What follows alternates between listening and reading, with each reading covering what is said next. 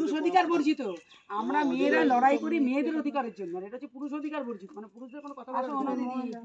ভালো আছেন? ভালো আছেন? আসো দিদি, এই শুনছিলাম তোমাদের কি অবস্থা। এই যে যা খবরে দেখছো সেটা সেটা শুনেই তো আমরা কাজ করি, সেটা শুনেই আমরা শুনি মহিলা সমিতি থেকে আসলে আমরা কোনো পার্টি থেকে আসিনি, আমরা মহিলা সমিতি থেকে আসলে কথা বলতে সত্যি এই যে শুনছি আমরা, এই যে তুলে নিয়ে যাওয়া আসলে কি সেটা হতো? সত্যি এরকম রাত্রি 12টায় ডাকছি, 1টায় ডাকছি, এবারে যখন খুশি আমাদের ডাকতো, কখনো পিঠে করে দাও, কখনো ঘরে এই কাজ করে দাও, সে কাজ করে দাও। আমাদের বাড়ি ছাড়া তো একটু দূরে তো পার্টি হবে, ওই জন্য আমাদেরকে পিঠে গুলোর দায়িত্ব দিত না, কিন্তু যাদের বাড়ির পাশে মানে যারা কাছাকাছি থাকতো তাদেরকে ওইগুলো করতো। আর এমনি মিটিং মিছিলে এটা অবধারিত যেত। কন্যাশ্রী যেহেতু তোমাকে যেতে কন্যাশ্রী আমার বা কন্যা নেই, লক্ষ্মী ভান্ডার তুমি কোনো স্মৃতি না তোমাকে যেতে হবে। হ্যাঁ লক্ষ্মীর ভান্ডার আছে, লক্ষ্মীর ভান্ডার আছে। আমরা একটা জিনিস বুঝি, আমরা মেয়েদের নিয়ে কাজ করি, এই যে লক্ষ্মীর ভান্ডার বলছে এটা কিন্তু টিএমসি দেওয়া নয়, এটা গভর্নমেন্টের টাকা, গভর্নমেন্ট টাকা দিচ্ছে, তুমি পাচ্ছ। সে গভর্নমেন্ট আছে, টিএমসি আছে, কালকে বিজেপি হলে বিজেপি আসতে হবে, সিপিএম হলে সিপিএম আছে, সে দেবে। এটা তো চালায়, তারা তো বাড়ির টাকা দিচ্ছে না। তাহলে আমাকে গভর্নমেন্টের একটা সুবিধা পাইয়ে দেওয়া হলো, তার মানে কি আমাকে কোনো পার্টির অফিসে গিয়ে পিঠে বানাতে হবে, রাত্রিবেলা থাকতে হবে? এটা তো হতে পারে না। আমি তো সরকারের টাকা পাচ্ছি, তাই না? এই যে আপনি জব কার্ডে কাজ করেছেন, টাকাটা আপনি পাননি, আপনাদের পাওয়ার কথা, কেন যে টাকাটা মেরে দেবে? কেন মেরে দেবে? এটা তো মেরে দেওয়ার কথা না। আপনাকে টাকা দেওয়ার কথা, আপনাকে টাকা দেবে, এটা হচ্ছে কথা। আপনি কাজ করেছেন, টাকা পাবেন, ব্যাস, যে থাকুক। এটি কি? আর 11 সালের পর থেকে সবাই বলছে যে 11 সালের পর থেকে এখানে কোনো ভোটই হয়নি। 13 সালের পঞ্চায়েত থেকে শুরু হয়েছে সব দখল। আচ্ছা ঠিক আছে, তাও আমি মনে করি যে মানুষ মনে করেছিল পরিবর্তন দরকার, ঠিক আছে এসছে, কিন্তু এইটা কি? তো জঙ্গলকেও হার মানাচ্ছে, জঙ্গলকে না বাঘকেও হার মানাচ্ছে, কথা বলেন আপনি, ঠিক বলেছেন। বাঘই তো হেরে যাবে বলো, যেখানে এত মানুষ ভয়ের আতঙ্কে থাকে, বাঘ তো ভয়। চলে যাই, আমরা তো মেয়েদের নিয়ে শুধু একটা কথা, আপনারা এতদিন বাদে প্রতিবাদ করলেন, প্রথম কেন করলেন? প্রথম করার সাহস ছিল না। এইবারে যে সাহস করে যাবে তার বাবা বাড়ি খেয়ে বাড়ি আসতে হবে। আচ্ছা এবার সাহসটা কি করে পেলেন? এবার ওই যে শাহজাহান দাদাকে নিয়ে যে সমস্যাটা হলো, শাহজাহান যেহেতু গ্রেফতার হলো, আপনাদের সাহস শাহজাহান যেহেতু পালিয়ে গেল, মানে শাহজাহানের ইডি আসলো ওর বাড়িতে, এইসব থেকে আপনার মানে আমরা ঠিক বুঝতে পারছি না, আমরা তো মেয়েদের নিয়ে কাজ করি, যে এই যে এত মেয়ে প্রতিবাদ করলো, লাঠি ঝাঁটা সব নিয়ে প্রতিবাদ এত করলো, কেন করলো? এতদিন বাদে কেন করলো? তাহলে এই ব্যাপারটা হচ্ছে তখন ভয় ছিল। নিশ্চয়ই বুঝতে পারছেন যে এই এতদিন কোনো পুরুষ মুখ খুলতে পারেনি, কারণটাও নিশ্চয়ই বুঝতে পারছেন। বুঝতে পারছি, আর একটু বোঝা যাবে না, আমাদের বোঝাটা মিথ্যা হতে পারে, সেই জন্য বোঝার চেষ্টা করছি। না ও যেতে পালিয়ে গেল, আপনারা বুঝলেন। আজকে মহিলারা কেন এগিয়ে আসলো আপনারা নিজে ভাবুন। এই জন্যই তো এসেছি যে আমরাও তো মহিলারা কেন এগিয়ে আসলো? সমাজকে পরিবর্তন করে মুখ খুলতে দেওয়া হয়নি বলে তো অনেকে বললো কি যে ওই আগে এই যে টিএমসির আগে যখন ছিল তখন কিন্তু আমরা ভালো ছিলাম, শান্তিতে ছিলাম, গল্প নেই, কিন্তু সবাই টিএমসি করেও তার উপর অত্যাচার হচ্ছে। একজন বললো ঘর দিই না, আমাকে ঘর দেয়নি, একজন বললো জব কার্ডে কাজ পাইনি, একজন বললো আমার বউকেও তো ডাকতো। এটা কি? টিএমসি তো সব এখন, অথচ 10 বছর আগে তো আপনারা সবাই বলছেন ভালো ছিলেন। কি জানি বুঝতে পারছি না আসলে কোনটা যে ভালো কোনটা যে খারাপ। শুধু এটুকু বুঝতে পারছি যে মহিলারা প্রতিবাদ করেছে, একটা কিছু হবে, এই প্রতিবাদটা আরেকটু আগে হলে ভালো হতো। সবাই মিলে প্রতিবাদটা করুন এবং সঠিককে চিনে নিন, এটাই আমাদের না। ওই জন্য কি বলে ভগবানের কথা বলতে হয়, ওই জন্য বলে না যে ধর্মের ঢাক ধিক ধিক করে বাজে, তাই ধিক ধিক করে বাজছে, আর অধর্মের ঢাক সেটা খুব জোরে সঙ্গে সঙ্গে বেজে উঠেছে।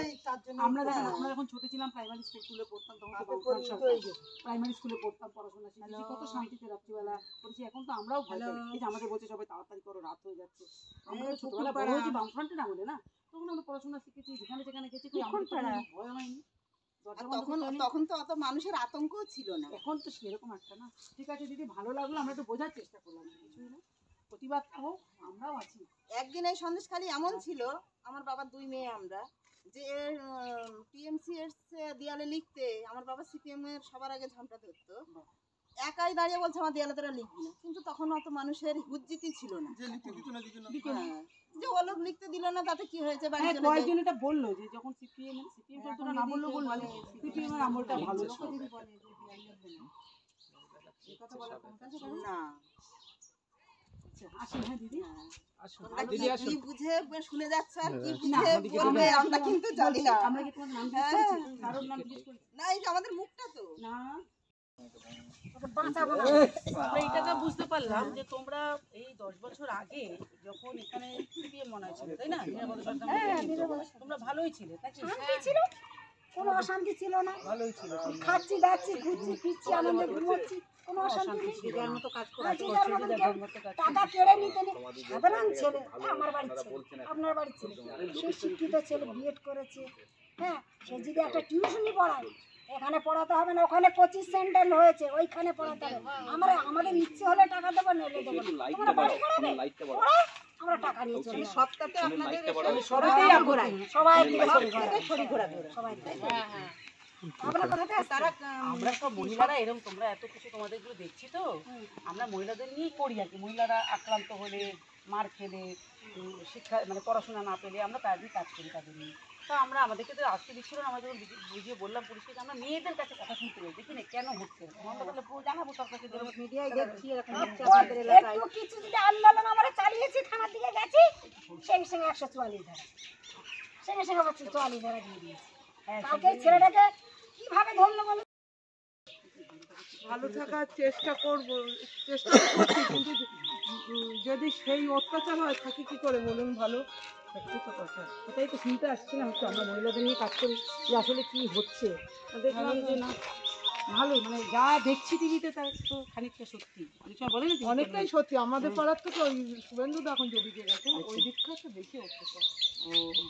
আপনাদের বাড়ি কি এখানে? হ্যাঁ, আমার সামনেই এখন শুভেন্দু কোন দিকে গেছে? শুভেন্দু কিছু না কিছু কারোর সাথে বেশি হয়েছে, কারোর সবার কাছে তো সমান অত্যাচার হয় না। সবই ওই জমি হ্যাঁ, তারপরে কারোর জমি নেই অন্য কিছু অত্যাচার, কারোর অন্য নেই অন্য, দেখা যায় বাড়ির ছেলেদেরও ডেকে অত্যাচার, ইয়ং জেনারেশনকে এরকম সব কিছু না কিছু একটা আপনার সাথে কারোর সাথে কিছু না কিছু করছে। আর পার্টি অফিসে ছেলেদের দিয়ে মার, সে মার যদি আপনি দেখেন তাহলে তো হয়ে যাবে, যারা দেখে তারা স্পেশাল রুল আছে। টিএমসি করছে। ধরুন আপনাকে বললো এইটা করে দিচ্ছে, আপনারা তো করলেন না, আমার একটা পার্সোনাল নেই, তখন আমি সেটা করলাম না, তখন আমাকে নিয়ে যাবো, আমাকে না, আমি ধরুন আমাকে বললো, অন্য কাউকে বললো, সে ধরো বললো আমি পারবো না, এবার তার ছেলে ইয়ং আছে বা স্বামী, তাকে নিয়ে গিয়ে পার্টি অফিসে কোদালে বাটের বাড়ি মা, সে কি মারে, সে কি একটা লাঠির বাড়ি মেরে কি চুপ করে? না না একদম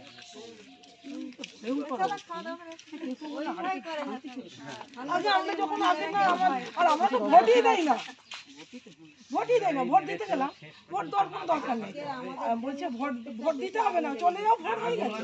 আগে কিন্তু না না না এরকম ছিল না, যথেষ্ট শান্ত। আমি শুনলাম নিরাপদ সরকার ছিল আমাদের এখানে, নাকি ধরলাম হ্যাঁ, নিরাপদ সে নাকি ভালো ছিল, মানে ওরকম ছিল এত ছিল না, না এত বলতে কি একদমই ছিল না। আমাদের পার্সোনালিটি আমরা নিয়ে বেঁচেছিলাম, ভালো ছিলেন। হ্যাঁ আমরা ভালো, আমাদের নিরাপদ সরকারকে ধরে অ্যারেস্ট করলো কেন? নিরাপদ সর্দার ওই যে প্রচুর লোক ওই রাস্তায় দেখাচ্ছে পাওয়া যাচ্ছে না। যে আমাদের বলছে এখানকার লোকেদেরকে শান্তি না, মানে আমাদের উস্কানি দিচ্ছে, মানে আমরা যে আন্দোলনটা করি উস্কানি দিচ্ছে। যেমন এরা ভালো করে শুনে যাবে, এদের কাছ থেকে এটা রিপোর্টটা ভালো হবে। মানুষটা ভালো ছিল, আমাদের জন্যই করতে পাশে থাকার জন্যই তো চেষ্টা করি। এই মুখ্যমন্ত্রী বলছে আমরা বহিরাগত, কিন্তু মুখ ঢেকে না বলে আমরা যদি মুখ ঢেকে না কথা বলি, আপনি ধরুন একটা মিডিয়ায় ছেড়ে দিলেন, তাহলে তো আপনার যে কে ও, তারপরে ভোটার লিস্টটা বের করে ওর স্বামী ওর ছেলে তখন আর মুখটাদের বহিরাগত বলছে। বহিরাগত আরো তো কত, যারা বহিরাগত প্রধান করেছে কাকে, সে তো বহিরাগত, তিনি চাকরিও করছেন, খাওয়া দাওয়া হয়ে গেছে, এখন কিন্তু দিয়ে নে, এটা তো নিয়ম না সরকার। যিনি প্রধানই হয়। হ্যাঁ, এখন দিয়ে নে, লড়াই যেতে হবে। আর অত্যাচারের তো আর শেষ নেই। হ্যাঁ যারা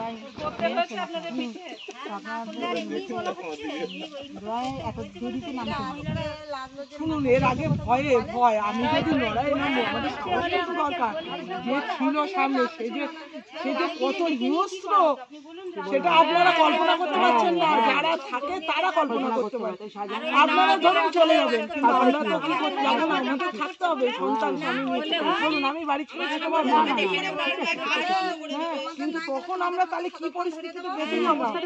বলছে যে মেয়েদের উপরে যে অত্যাচার আমি করতে গেলাম, পুলিশের আমাদের ড্রেসে তুলে নিয়ে গেল কোদাল গায়ে দিয়ে চালিয়ে পুলিশের দিল। ড্রেসে কিছু করার নেই। তারা কি পুলিশ না সাধারণ সবাই পুলিশ না। নেতা নেতা পুলিশ একসঙ্গে আসছে নেতা পুলিশ একসঙ্গে আসছে হ্যাঁ, তা না হলে কারো চটি আচ্ছা চটি শোনেন পড়ে তো, এই থাকে। একটা কথা জিজ্ঞেস করি, এই যে আমরা আসলে এসেছি মেয়েদের নিয়ে আমরা কাজ করি, তো আমরা জানতে এসেছি আপনাদের বাড়ির পুরুষ মানুষ, আপনারা এটা বলবেন, বাড়ির মেয়েদের সত্যি রাত্রে দেখেনি তো? হ্যাঁ, ঠিক। সত্যি কথা এটা? তা যাকে ডাকতো, কিন্তু আমি তো থাকতাম না, আমি সব জায়গায় রাজমিস্ত্রি। হ্যাঁ আমি বুঝেছি, বাইরে থাকতাম। না এটা মানে প্রতিবাদ আপনারা মানে সবাই মিলে সব পুরুষরা মিলে, ধরুন ওর বউ বা ওর বোন বা দিদি বা আপনার বউ বা, আমি কথা বলছি, বলছি যে মিটিং এইটা এ, মিটিং এ ডাকছে, তো রাত যেতেই হবে। 12টায়, রাত 12টার সময় কিসের মিটিং? আমি তো সেটাই জানতে পারলাম না।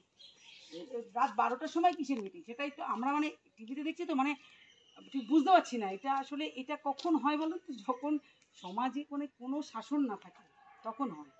এটা হয় কখনো যে মানুষ যাকে ভোট দেবে সে জিতে আসবে, যে কেউ না পার্টি আসুক। মিটিং এ ডাকলে তখন যেতে হতো। রাত 12টা 12টা কি একটা, সেটা আমি তো না, সেটা সঠিক শুনছি। বলতে পারবো না না। আপনি ছিলেন না, এটা মানে বলতে আপনার পাড়ার বউ, মানে যে এই যেমন ওখানে শুনে আসলাম হ্যাঁ। দিদিরা বললেন, হ্যাঁ আমাদেরকেও তো ডেকেছে, কি করতে না পিঠা বানিয়ে দাও। আরে কি অদ্ভুত, গরমের মধ্যে কেউ পিঠা খায়? মানে যাই হোক, এটা মানে আমাদের হয়তো পিঠেটা হয়েছে পৌষ মাসে, সেইভাবে করেছে, সেইভাবে জঙ্গলে যেতে হবে। মানুষ তো ভোট দিয়ে জিতেছিল নাকি? জিতেছিল। মানুষ কি ভোট দিয়ে জিতেছিল না জোর করে জিতেছিল? না না, মানুষ ফার্স্টে তো ভোট দিয়েছে। 11 সালে ভোট দিয়েছিল, ভোট দিয়েছে কিন্তু না 11 সালে তো আপনাদের এখানে মনে হয় নিরাপদ ছাত্র জিতেছিল না?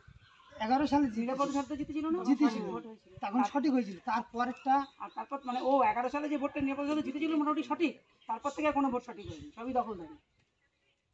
সবই দেবে। 13 সালে একটা অভিযোগ না তো, অনেকে জব কার্ডে কাজ করেছে, জব কার্ডে কাজ করেও টাকা পাই। সেটাই শুনলাম। আমিও কাজ করে, লকডাউনের সময় আমি কাজ করছি, আমিও টাকা পাই। আমার ছেলে কাজ হ্যাঁ, করেছে, আপনারা টাকা তো পাই। বলেননি কোনোদিনও যে আমাদের টাকা বললে দাও। কি করবো? হ্যাঁ, ডেকে নিয়ে যেত। ধরুন, এই আমরা ধরুন আপনাকে, ধরুন আমরা 5 জন মিলে, আপনি সুন্দরী, আপনাকে ঢুকে যাও, আর তোমরা চলে যাও, তোমাদের এখানে কোনো দরকার নেই। এইবার তার ভিতরে কি, এবার ধরুন কারণ যাও কিছু করুক আর না করুক, সে যখন কিছু হয়, সে যখন বাইরে বেরোবে, তখন এবার ধরুন সে যদি বলে আমার সাথে এইটা করেছে, সে যখন রাস্তায়, জানিস তো ওকে এটা করে, হ্যাঁ, তার স্বামী সন্তান তার ছেলেরা বড় হবে। এখন আন্দোলনটা তুমি করি উনি লাইভ লাইভে কি কার স্ত্রীকে দখল করতে পারছে না, এখানে মিথ্যে কথা বলে একা না, ওর সোনাকে অ্যারেঞ্জ করা হলো, দুজন ছিল, দুজনে এটা জাস্ট চেঞ্জ করতে হবে, মানে পুরো মিথ্যে কথা ফাঁসানো হচ্ছে। আর আমরা এত একটু শান্তি আসুক। মেয়েরা মিলে প্রতিবাদ করছি, তো আর তার কোনো প্রতিকার ছেলেদের নেই। নামে